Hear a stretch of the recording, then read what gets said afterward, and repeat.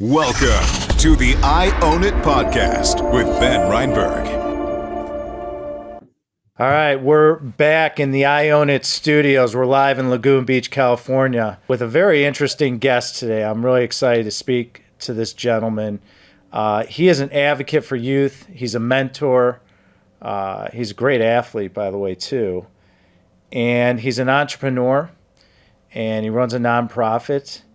And he is someone that has an incredible story to share and all the lessons that derived from it and what he does now and how he benefits society and America's youth. So Malik Wade, welcome to the show. It's great to see you. Thank you for coming on. And we wanted you on because you own it. You are part of this brand of folks out there that we interview on a consistent basis because you own it and you've learned to own it from your past and moving forward in your future. So welcome to the show, Malik. It's good to see you. It's good to see you as well, and it's certainly a pleasure to be here. Thank you. So let's get into it. And your story is fascinating to me. So when you were 15 years old, you come from San Francisco. And by the way, anything I lay out, you need to correct me. Feel free to do so. Okay. I'm not perfect. However, I do know you're doing crack cocaine when you're 15. You grew up in a rough.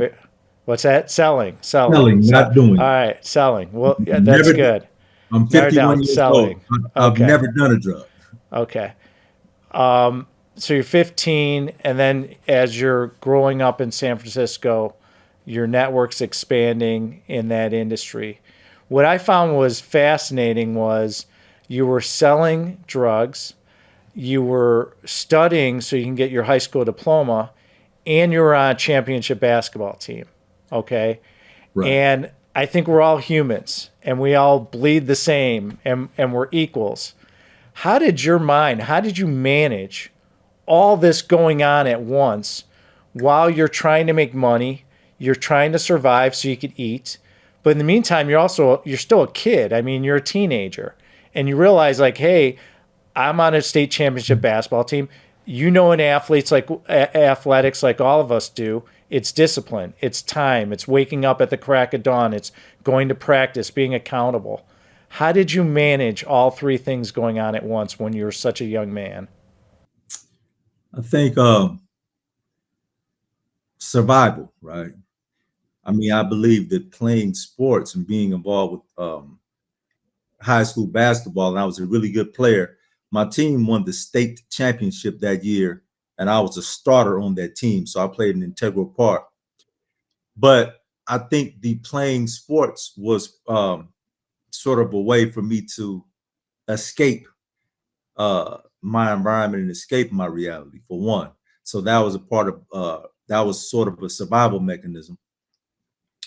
Two, the actual selling drugs when I was 15 years old, and I went to a youth camp when I was 16. I got in trouble for it, but that was also survival because we needed money. I needed to bring money in the house, so we needed money to eat. So both of those two things were survival mechanisms for me. Did you have a chance, because you were a good player in high school, was there any thought or discussions about you playing in college?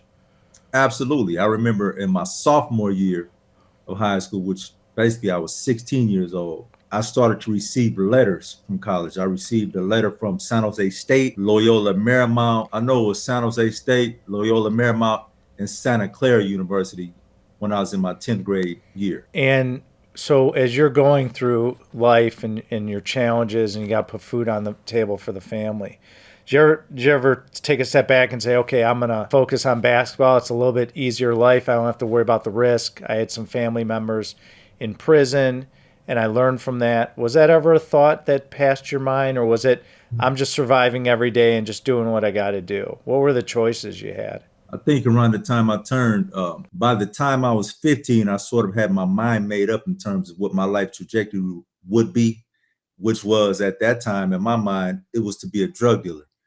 Athletics came very natural and easy to me because a lot of people that know me No, I've been 6'2", the same height that I am now, since I was 13 years old. So, and I was super athletic. So sports came very natural to me. However, the age of 15, 16 at the latest, I pretty much had my mind completely made up in terms of what I wanted my life trajectory to be. And that was to be, in my mind, I wanted to be the best drug dealer that I could possibly be. What was your day to day like when you were dealing drugs? What was a typical Selling day? drugs, which is Selling. not a Excuse good me. thing. You use drug dealer, so I'm just following your lead. Right, We're gonna use. right, Well, let's from now on. We're just gonna say selling. All right. right. Go ahead. So, day to day, particularly like when I started as a young man, I mean, I would go to school. I went to school every day. School was never a problem. I went to school every day. And after practice, around 6 o'clock at night, I would leave. I had a car when I was 16 years old. So I would drive home from practice and I would drive to a housing project that was right up the street from where I lived. And every day after practice, I would go to those housing projects and I would sell drugs until maybe 10 o'clock at night. And then I would go home and I would go to sleep and pretty much repeat the same routine the next day. What are some of the myths that people don't realize about selling drugs? Some of the myths, I think I embody many of the misconceptions, right? They think that most drug dealers are indiscriminately violent or have a low intellect, or they are vicious and violent gang members, or they are not competent individuals. And that's completely not true. That's completely not true. Like, all drug dealers aren't made the same. Of course, you have drug dealers that are gang members and violent, and they check all the boxes in terms of the stereotypes that are disseminated by the media. But you also have some drug dealers who start out as selling drugs actually as a way to survive and to actually they sell drugs to actually make, even though it's a dysfunctional paradigm, but you have some people who actually sell drugs because they want to create a better life for themselves and for their family. Did you learn anything in the sales process when you're selling drugs, like that you incorporate today? Were there things that you realized, like how to influence people and compel them to buy, that you can incorporate today in your business life? Very much so. When I was 19 years old, I started selling drugs outside of San Francisco, and I started to sell drugs in different states. I went to New York first, and then I went to Washington, D.C., and then I went to Pittsburgh. So between the age of 19 to the age of 21, I was pretty much in Washington, D.C., New York, Pittsburgh, Pennsylvania, and Louisville, Kentucky. So many of those, that same skill set that I use, I write about it in my book, actually. I was using a SWOT analysis then, strengths, weaknesses, opportunities, and threats. I was doing prospecting then. The guys I had around me, I basically had a human resources department then. I was doing a competitive analysis. I would have things that I wrote down on paper, which is you can consider accounting, double entry accounting, and many of that same in terms of being able to network and being able to logistically put pieces together, because there's a lot of moving parts when you're taking drugs from California to the East Coast. There's a lot of there are a lot of logistical things that you have to be cognizant of. So that same skill set in terms of understanding those philosophies are many of the same skill sets that they use in corporate America and that I use today with the different entrepreneurial endeavors that I have. So you get charged with Statute 846, which is conspiracy to distribute Right. illegal narcotics, and you decide, and it's going to be a life sentence, and you're like, forget that. I'm not spending the rest of my life in prison. I'm really a good person. I'm just mixed up in just the environment, and I did some things I shouldn't have done. So you flee. So you go to Canada, correct? Is that where you flee to? Right. Okay. What was the decision to go to Canada and not go like somewhere, in the Caribbean or Africa or Middle East or Iceland or Norway, somewhere else? Like, how did Canada come about when you were younger? Well, initially, the day that my indictment came down, I met with my attorney, and I was 21 years old. And he read the indictment to me, and he read the charges, and he told me that the charges carried a life sentence. So I, naturally, my body gets hot. There's, anxiety. There's, uncertainty in that moment. So when I left his office, within hours, I was thinking, how can I get to Cuba? How can I get out of the country? So initially I wanted to go to Cuba, but the easiest thing for me logistically seemed like to either go to either Mexico or Vancouver, because obviously those countries border the United States. So within hours, I was on a plane and I flew from San Francisco to Seattle, Washington. I stayed there for a couple of months until I was able to sort of get myself together financially, until I was able to sort of get my faculties together. And then I left Seattle, Washington, and I snuck into Vancouver, Canada. What was it like every day when you were on the run for 7 years is a Yeah. long time. Let's be honest here. You're in a country where it's predominantly white. So even if you were like Mhm. this model citizen, you stand out. Was it less than 1% is African American up Yeah. there in Canada? So now all of a sudden you're on the run. You're a minority up there. How did you survive every day? Like, what was it going through your mind? How did you eat? Did you have cash on you? Because you can't really use a credit card, because then all of a sudden you create red flags. So what was the strategy? What was going on when you were up there, and how did you survive? Well, when I got to Canada, now I remember like it was yesterday. The first day I got there, and I drove into downtown Vancouver, had no idea, what I was going to do. Of course, I didn't know anybody, and remember, I'm only 21 years old. Hmm. Even though I'm relatively resourceful, relatively worldly, I like to consider myself an intelligent human being. I'm 21. I don't know anyone. So when I get there, I just had to figure it out. I still had a drug operation going in the state of Hawaii. So I still was receiving residual income from the drug operation that I still was overseeing.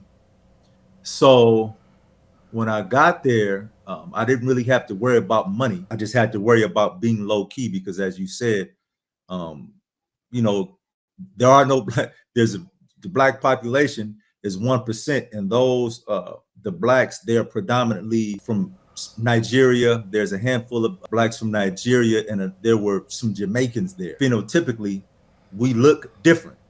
So, my accent, people automatically knew that I was an American, but I had to just be very, very low key. I'm not going to say I didn't go out at all. It's not like I hid inside of the house, but I just was very low key.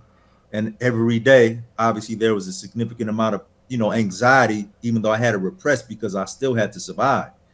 And when I called home, after I had been in Vancouver for about 9 months, and I called home and I found out that my two best friends, who were my co-defendants, who were charged with me, however, obviously they were apprehended and I wasn't. They went to sentencing that day, and they received 27 years in federal prison, where they had to serve 85%, and the other one received 22 years in federal prison. And the way the charges were written, they had me as the so-called leader of this particular conspiracy. So common sense told me that if the guy next to me received 27 years in federal prison, where he had to serve a minimum of 24, and they have me as the person that is the so-called leader of the conspiracy, my life was over. So at that point, the anxiety level, of course, heightened, in a sense of urgency in terms of me positioning myself to survive and stay free for as long as I possibly could. It heightened as well. So I started to become a lot more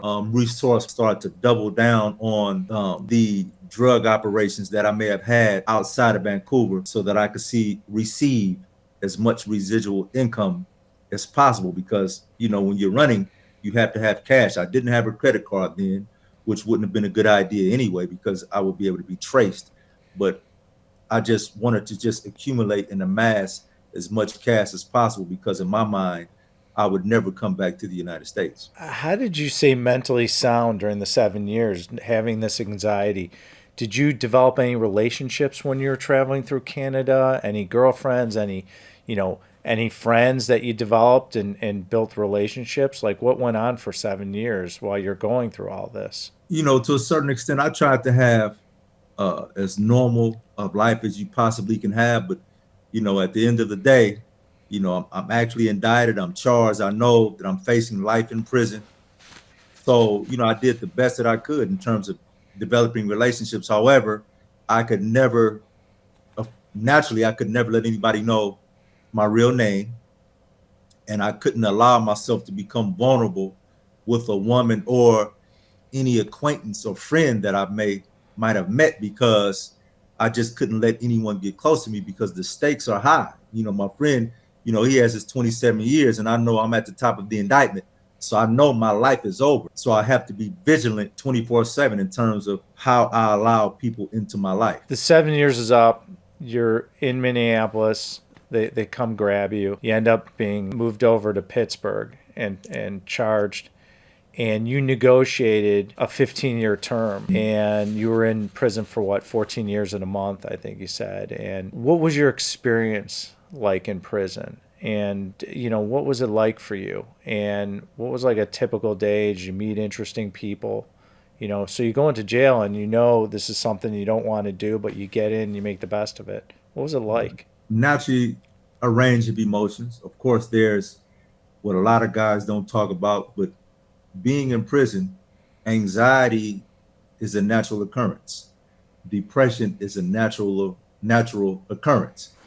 But you make the best of it, so you find outlets. I was sort of an anomaly for a drug dealer because I was always educated. I was always really, really book smart. So it gave me an opportunity to really delve into my studies, gave me an opportunity to really become a lot more spiritual, a lot more introspective.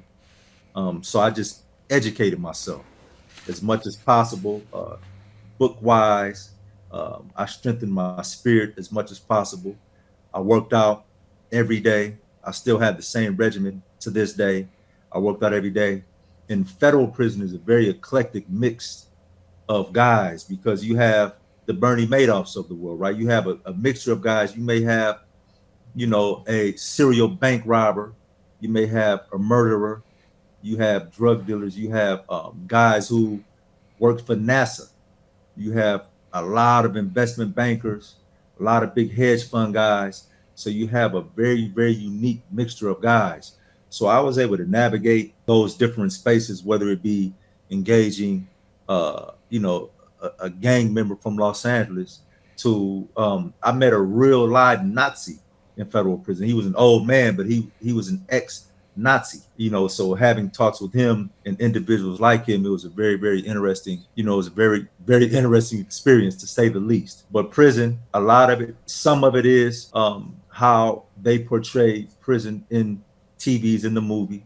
Some of that is hyperbolic. However, some of that, depending on what prison you're housed in, some of that is actual reality as well. So you deal with it, the best that you can. You stay in steadfast prayer, meditation, you read, you educate yourself, you work out, and you try to become a better person.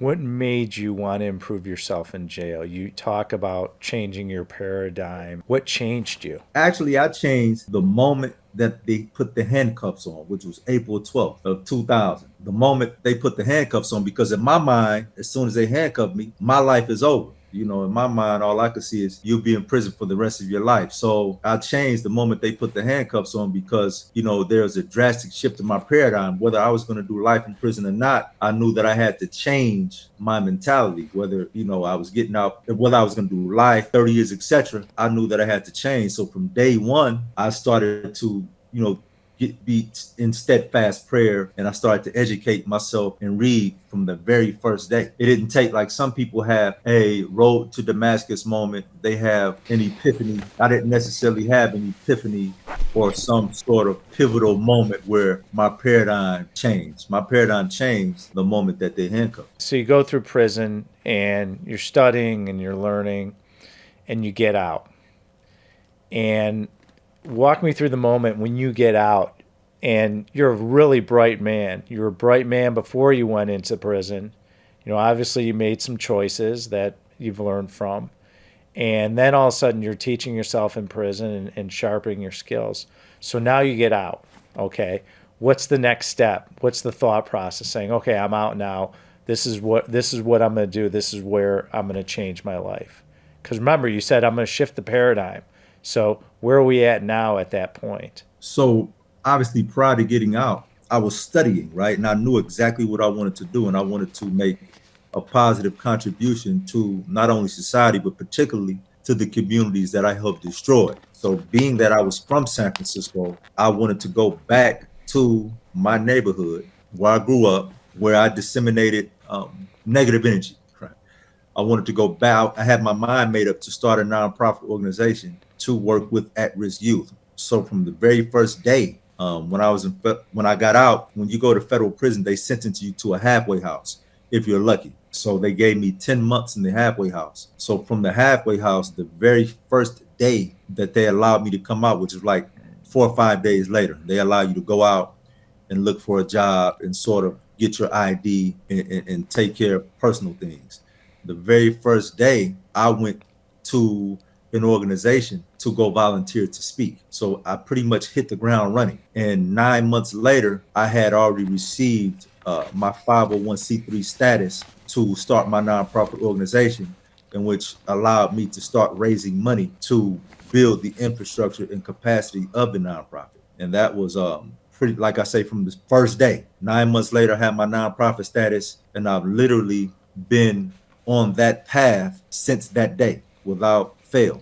So you run a group called Scholastic Interest Group, SIG. Yes. Okay. Yes. And it's scholasticinterestgroup.com if anyone wants to learn further about the organization. What is it like and when you speak to youth and you've been through your challenges and your experience, what are these kids struggling with and where do you see an opportunity to change their lives when you're speaking with them? For example, right now, my organization is contracted with the city and county of San Francisco to provide life skills classes at Juvenile Hall in San Francisco. So since 2018, prior to COVID, I would physically go inside of Juvenile Hall every day, Monday through Friday, and I would teach life skills classes as well as do physical exercising with the young men and women inside of Juvenile Hall to develop a rapport and a bond with them.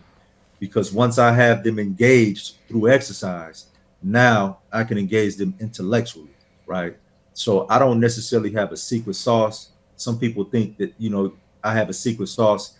It's just being real. It's being authentic. I identify, obviously, with the dysfunctional background and the dysfunctional paradigm that they come from. 80% of them don't have fathers in their life.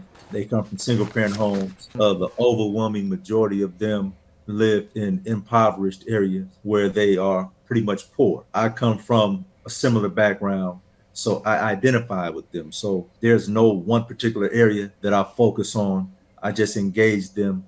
I meet them where they are. I try to give them the little bit of wisdom that I've been able to attain over the years. I'm sort of like a friend, sort of an uncle, sort of like a mentor and an advocate all in one. And I do that right. So after COVID, they stopped. Now I have to do it virtually. They're not allowing anybody to come in. They haven't allowed anybody to come in for the last 2 years. So now I have to do it virtually. But Monday through Friday, I engage the young men and young women at Juvenile Hall in San Francisco. So you wrote a very successful book called Pressure. And I love it. I love the colors too. It's got a great cover. Why did you name it Pressure? I named it Pressure because obviously I think that we all face pressure on some levels. I'm sure you face pressure running multiple companies. A man faces pressure, being in a relationship with his wife. You face pressure being an entrepreneur. You face the pressure being a parent. So I think that the word pressure sort of encapsulates, or it's applicable to all, right? It's not just specific to Malik Wade. And naturally, my situation encompassed pressure. Being on the run for 7 years from the FBI from a life sentence is pressure. Serving 14 years and 1 month in federal prison is pressure. Reintegrating back into society as well as reinventing yourself, that's pressure. And just the pressures of life. And I think most people can identify with that. My book, like I talk about my book, it just not being my story, but it is a story that transcends color lines, it transcends gender, it transcends labels and barriers, because everybody in this world, after their teenage years, you're going to face pressure. Teenagers don't have to worry about bills and things like that, but even teens face pressure. They face peer pressure. So I named it pressure because I felt that it would be very encompassing and very relevant to the lives of all. What were your expectations when you were writing this? I didn't necessarily have any, although when I wrote it, it was cathartic. It was an emotional release, but I didn't necessarily write it with anything in mind in particular. I did want to write something to give to the people. I think the book is very well written. It's not just the average urban tale. I think it is a book that different genres or different groups of individuals in society can get a lot out of, whether it's an entrepreneur like yourself. When I got out of prison, I got involved with a special program at Stanford Law School called Project Remade, where they asked me to come speak about the book on several occasions. Bolt Law School at UC Berkeley, their criminal justice students and some of their law students, they've studied the book and used the book as curriculum, as well as at San Francisco State and other institutions throughout the country. Dublin federal prison, women's federal prison in Dublin, they used the book as curriculum as well. So I knew to a certain extent, I didn't have expectations per se, but I knew that the book would be able to take into people who may have not lived that particular lifestyle. They would be able to vicariously psychoanalyze the mindset of somebody that has gone through that. What was the journey from the idea to the actual author you are today? The journey basically was very straightforward. I wake up every morning at 5 o'clock in the morning. So I would basically wake up every morning at 5 o'clock and I would write till 8. I would write for 3 hours straight, a stream of consciousness, whatever came to my mind. However, when I woke up at 5 o'clock in the morning, I would pick a particular topic that I wanted to write about. So all that day, I would write about that particular topic. And I would do that for about 3 days. And then I would go back and edit. That basically would be a chapter. And then I would go back and edit that chapter.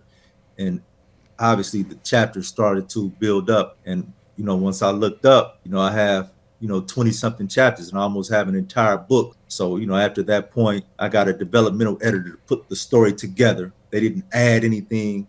They didn't omit anything. They just made sure that the story flowed in a chronological order. And then I got a copy editor and I got a final proofreader. And then I started to do all of the other small things in terms of getting the artwork done, etc., to have the book, to be able to bring the book to the world and be able to actually publish the book. So the book is available on Amazon.com. Great. I can't wait to read it. Let's switch gears a little bit. Let's talk about the organization, SIG, because I think it's important what you do. And it's extremely valuable to today's youth, and especially in the inner cities and the lessons you teach. Share more about what the organization does, helping the at-risk youth. Well, it started out when I first got out of prison. I remember I was in the halfway house. I didn't have a car. Mm-hmm. So I felt that you had to have some sort of hook to get the kids, right? And a lot of kids they're involved, they want to be rappers for some reason. I'm not going to say some strange reason. So that's not my métier. So my forte was athletics and sports. So I would engage the kids in my community. I was catching the bus all over San Francisco and I was talking to different kids about training and doing push-ups and running hills. So I would have them meet me at the beach or at City College of San Francisco. And then I just would engage them, find out what's going on in their life, find out how I can help them, how I can be an advocate for them. And it started out, relatively, very vanilla. And then over time, I was able to secure some classroom space. So once I got the classroom space, now I have them in a formal setting. So I would meet with them weekly and have formal classes teaching them about accountability But because we take for granted that we think that young folks are supposed to automatically know how to behave. So I was very deliberate and intentional about, hey, today we're going to talk about accountability and what that looks like. We're going to talk about responsibility. We're going to talk about things like restorative justice. We're going to talk about financial literacy. And then over time, I was able to just build on that. And then I started to take I'm not going to call them kids per se, because they're young, teenagers. So I had an opportunity to take them on college tours for free. I would raise the money and I would take them to UCLA, USC, Loyola Marymount, Pepperdine, because I wanted them to actually get the feel of walking onto a college campus or walking into a college classroom to be able to engage a professor. I was able to take them on college tours for free. I would raise the money for that. 2017, I took them to Washington, D.C. because I wanted them to see how politics actually worked. We stayed about 4 or 5 days. I wanted them to meet Kamala Harris. This was prior to her becoming vice president, obviously. Sure. But I took them to her office. I took them to the office of, Barbara Boxer, Nancy Pelosi, Dianne Feinstein. And although we were not able to actually meet them, the interns were there and they were able to answer any questions that we might have had. 2017, I was fortunate to connect with another nonprofit organization, and we took 14 kids to Accra, Ghana for 10 days. Which obviously it can be a life-changing opportunity for a young person who comes from the inner city. It can completely change their mindset in terms of seeing how broad and expansive the world is. And now, my work is primarily concentrated inside of juvenile hall. And like I said, I'm like an advocate / father / mentor, older brother, etc. And this is what I do every day. Some days we may talk about financial literacy, or some days we may talk about political events, or we may talk about a current event, and I try to contextualize it for them so that it is palatable to them and relevant to their life. Do you see a lot of situations with these kids where it's really who's influencing them is changing that mindset from? Is there some kids, and we'll call them kids or teenagers, that you see that want to get out of the environment and don't know how, and they're leaning on you saying, look, how do I become successful like you? How do I become a great speaker? How do I find out about these topics and learn? I mean, are there kids out there that you're bumping into that say, I need to change, and I'm in this environment, Malik, and I don't know how to deal with it and the struggle and how to become a great, an incredible businessman or teacher or whatever they're interested in? Do you see a lot of that with kids? To be honest, most of the young folks that I work with, that's their mindset. The overwhelming majority of them, they don't want to be involved in gangs. They don't want to be involved with violence, but the environment sort of completely sucks them in. You don't have to be a product of your environment, but certain things are inevitable, right? And those influences and those powers are very, very overwhelming. But if you have a one-on-one conversation with, I would say with 90% of them, they are a lot more introspective, a lot more philosophical, a lot more intelligent than what people may think. They although they may be operating from a dysfunctional paradigm based on their environment, when you have a one-on-one conversation with them, most of them know that this is not a good life that I live. I don't live in a healthy environment.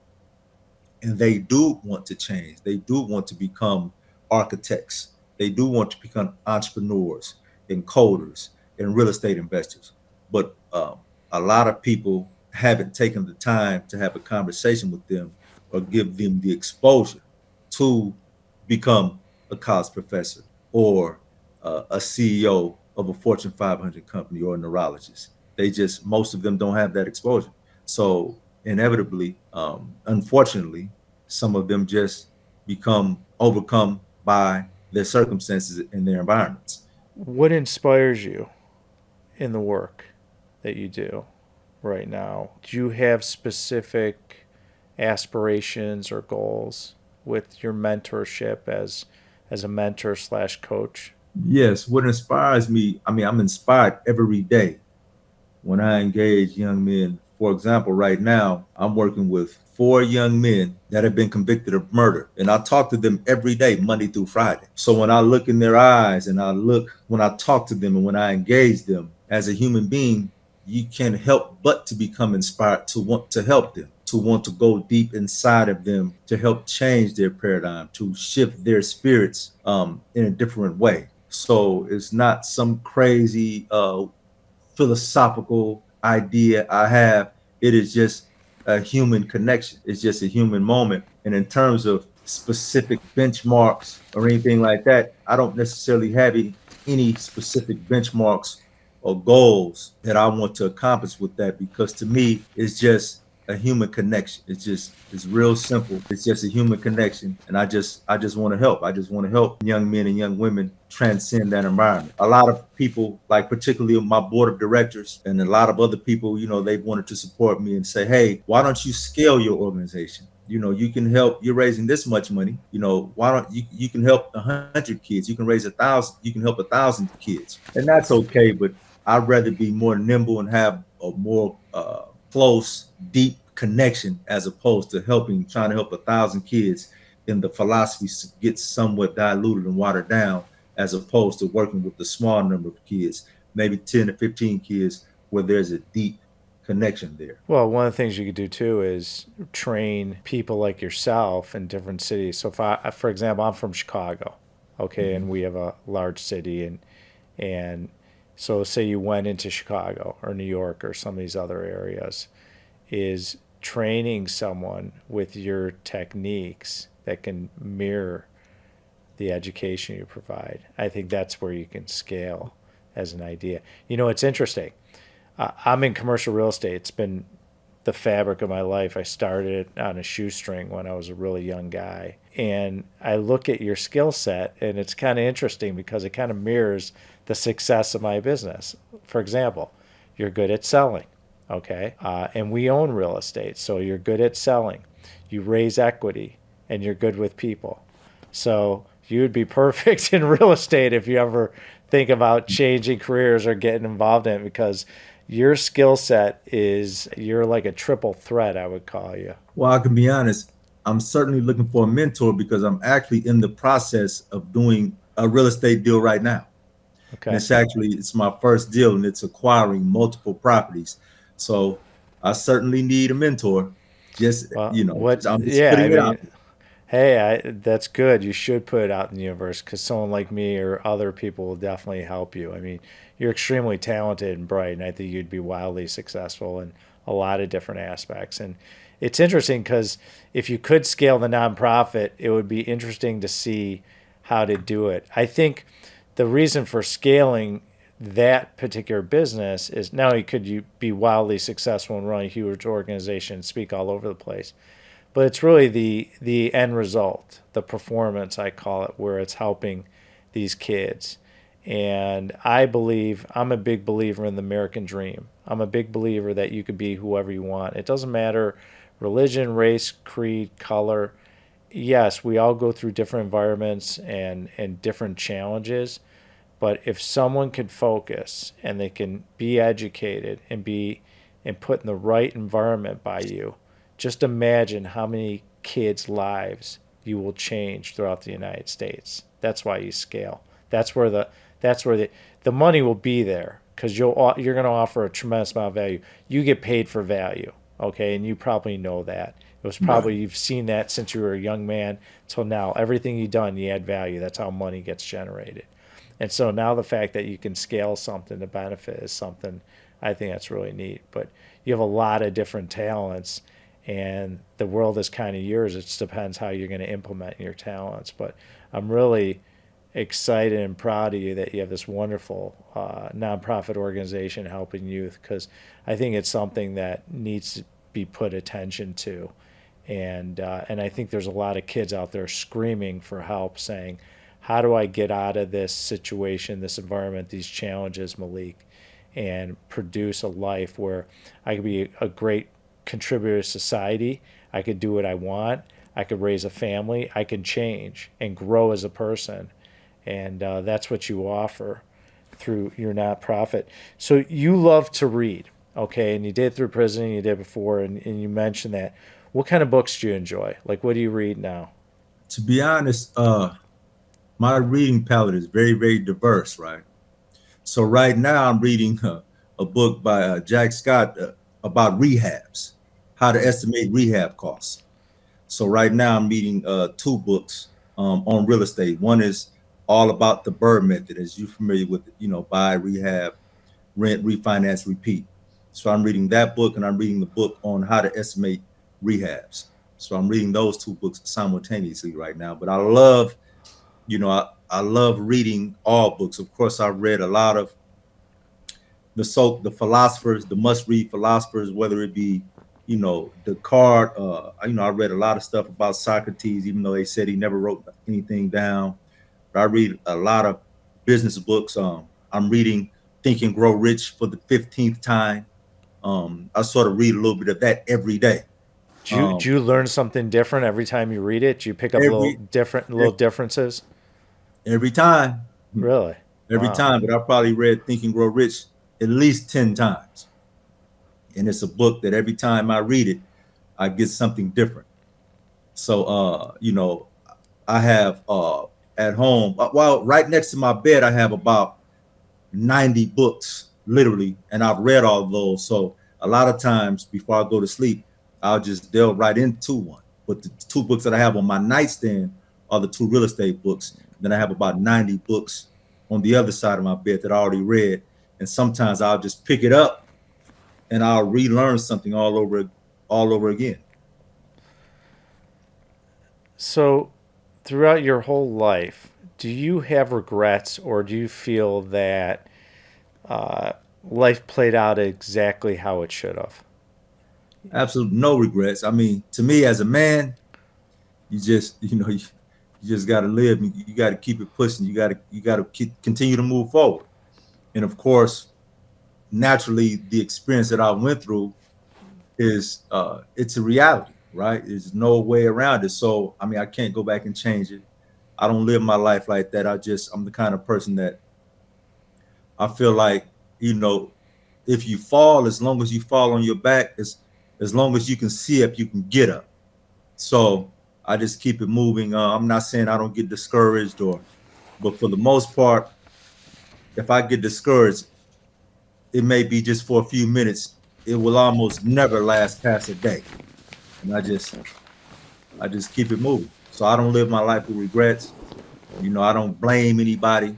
I'm not the kind of person that claims to be a victim, although being a black man in America, there are historic and systemic things that have made it a lot more challenging. But I'm not the kind of person that wants to say, hey, I'm a victim. Life is unfair. To me, that's a coward's way out. I'm just being honest. You gotta keep it moving. You still have a family you have to take care of, you have responsibilities, and you can't shift blame. This what is this show called? Own it. So you gotta own your decisions as a man. You have to own it. Whatever I tell young folks in juvenile hall, you can make whatever decision you want in this world, but you have to be ready to own that decision. And me, whatever decision I make, I'm ready to stand on it and stand behind it. Is that something you learned? That was there a time where you didn't own it, and now you realize you could look back and say, okay, because life is challenging. And was there a moment recently where you didn't own it? Never, never. There's never been a moment where I tried to shift blame or blame my circumstances or my conditions on another individual, because ultimately I make my own choices like we all do. We all, when we wake up every day, we have a chance and we have a choice. We have chances and we have choices to make. So whatever choices I make as Malik Wade, 51-year-old man, those are my choices, and nobody forced me to make those choices. And I think that young people in particular, or anybody, when we realize that, I think society would be a lot better off if we just own it and we stand on the decisions that we make instead of shifting blame. I don't do that. Actually, I have sort of a distaste for people who don't own their decisions, because nobody makes anyone do anything. Yeah, I totally agree with you. I'm a big believer. I think people that make excuses are weak. Instead of saying, let me figure out the solution, let me figure out how to get through this challenge, let me bring in resources or ask people that know. And I think excuses are just for weak people. That's always my viewpoint, and I'm sure you agree with that. It's life is tough. It's just the way it is, and you go through ups and downs in life. And if we make excuses and saying, looking back and saying, well, how do I learn from this? How do I make it my situation better? And I think that's one of the things that you inspire these youth is, how do you make things better? How do you get through a challenge that seems so unbearable that you can advance in your life and create success? And, contextualizing my entire situation, I mean, 14 years, that's a long time. And, when I was sentenced, I pled guilty. So I know I don't have an appeal.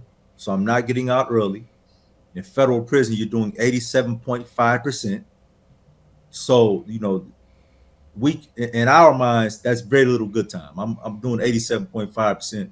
So I'm knowing I'm going to have to do this time. So it is what it is. And you deal with it. You do the best you can. I'm not going to say that, there weren't days that weren't challenging, because of course there are. It's challenging every day, but you make the best of it. Go ahead. Oh, well, you're a health enthusiast.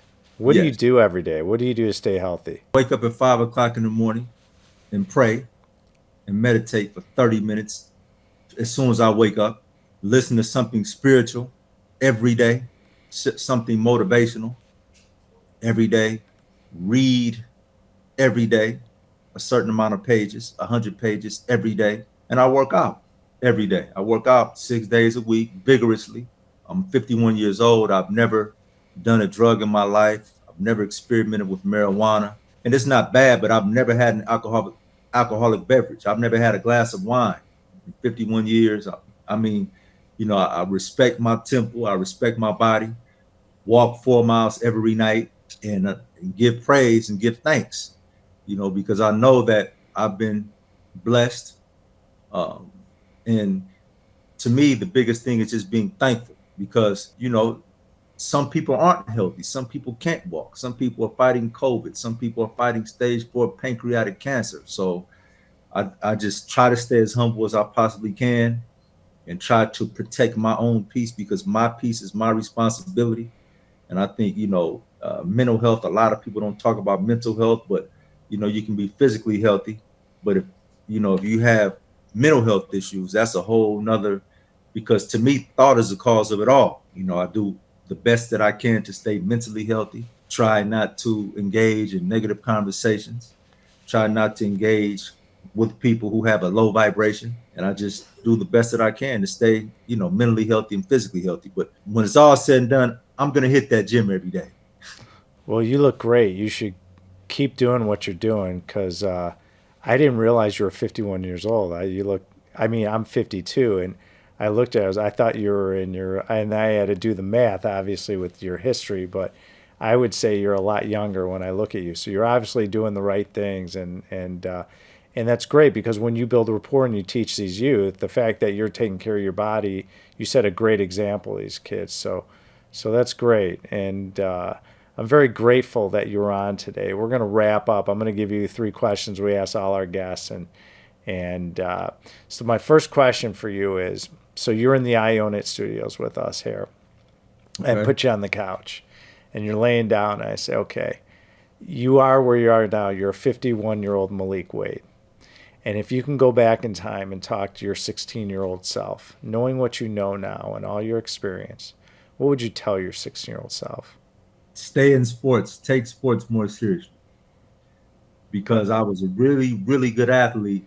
And not that I had crazy dreams and visions of playing professional sports per se, but I was a really, really good athlete. And sports could have taken me very, very far, because school, I was always naturally talented in school.